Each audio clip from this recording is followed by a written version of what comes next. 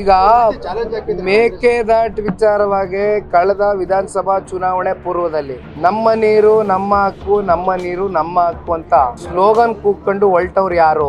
ಮೇಕೆದಾಟನ್ನ ಉಳಿಸ್ತೀನಿ ಅಂತ ಹೇಳಿದವ ಮಾನ್ಭವ ಯಾರು? ಯಾರಣ್ಣ?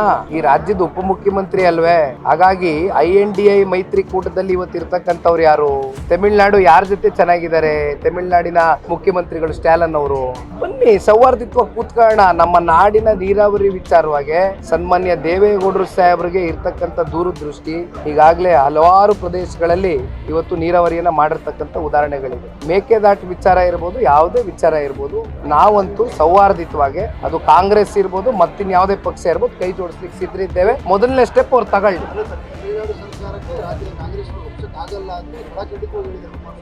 ಅಲ್ಲ ಮಾಡ್ಲಿ, ಏನ್ ಪ್ರಯತ್ನ ಮಾಡ್ಲಿ, ಒಳ್ಳೆ ಕಥೆ ಆಯ್ತಲ್ಲ. ಎಲ್ಲಿ ಮಾಡಿದ್ದಾರೆ?